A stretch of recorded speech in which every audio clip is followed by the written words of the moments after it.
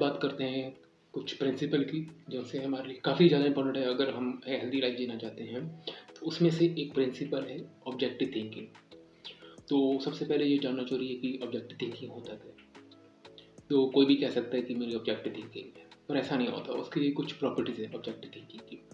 सबसे पहली बात, ऑब्जेक्टिव थिंकिंग जो सी होती है कि वो रियलिटी बेस होती है, सच्चाई के बेस होती है। फॉर एग्जाम्पल के लिए, आसमान का रंग नीला है। अगर कोई ये सोचता है, उसकी ये सोच है कि आसमान का रंग लाल है, तो उसकी थिंकिंग जो सा सच्चाई है उसके ऑपोजिट है, तो वो ऑब्जेक्टिव थिंकिंग की प्रॉपर्टी में नहीं आएगी। उसको उसकी सोच, उसकी थिंकिंग जो सी होगी उसकी रियलिटी के साथ कंसिस्टेंट होनी चाहिए।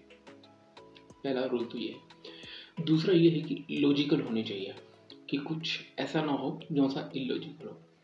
यहाँ से लॉजिक से मतलब ये है, अगर मैं किसी से पूछूं 2+2 कितना होता है, बोलेगा 4, ये तो लॉजिकल है।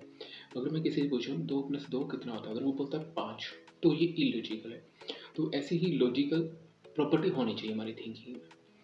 तीसरी इसमें प्रॉपर्टी आती है कि ये फ्लेक्सिबल होनी चाहिए। फ्लेक्सिबल से मतलब कि कभी भी हमें कुछ एविडेंस मिलता है, उसके बिहाफ पे हम अपनी थिंकिंग को चेंज करने के लिए तैयार हों। तो ये इसकी तीसरी प्रॉपर्टी होती है कि फ्लेक्सिबिलिटी होनी जरूरी है। बहुत बार लोग बोल तो देते हैं कि हम फ्लेक्सिबल हैं, पर वो फ्लेक्सिबल नहीं होते। वो सिर्फ उन्होंने एक अच्छा सा वर्ड चूज़ कर लेते हैं जिसको वो सभी के सामने बोलते रहते हैं कि मैं फ्लेक्सिबल हूँ। और फ्लेक्सिबल में ये होता है कि जब भी हमें कुछ एविडेंस मिलेगा जिसमें हमारी थिंकिंग में कुछ कमी है, हमारी थिंकिंग उस एविडेंस के ऑपोजिट है, तो हम उस चीज़ को चेंज करने के लिए तैयार हैं। वो फ्लेक्सिबिलिटी को शो करता है। अब इसमें चौथा ये आ जाता है प्रैग्मेटिज्म। इसमें ये होता है कि कि जैसे फॉर एग्जांपल के लिए, जैसे हम मार्केट में जाते हैं तो हमने कोई चीज़ परचेज़ करनी है, तो हम कोई चीज़ तभी परचेज़ करेंगे जब हमें लगेगा कि ये हमारे लिए फ़ायदेमंद है। पर मेन चीज़ ये है कि जब हम थॉट्स चूज़ करते हैं, बहुत बार तो चूज़ नहीं करते क्योंकि काफ़ी समय से वो चले आ रहे हो, तो बिना चैलेंज किए, बिना चेक किए हुए कि वो सही है या नहीं, फिर हम अपने थॉट्स को ऐसे ही बिना चेक किए कंटिन्यू रहने देते हैं, तो वो प्रैग्मेटिज्म के अगेंस्ट है। प्रैग्मेटिज्म मतलब ये होता है कि जो से हमें हेल्प करे हमारे गोल्स को अचीव करने में। हमारे गोल्स क्या होते हैं कि जैसे अगर कोई पर्सन है, अगर वो डिप्रेस है, तो उसका गोल क्या होगा कि मेरे को डिप्रेस नहीं होना है, तो उसकी जगह सैड होना है। कुछ अगर कोई एंशियस है, तो उसका गोल होगा कि मेरे को एंशियस ना होकर कंसर्न होना है, ये उसका गोल हो सकता है।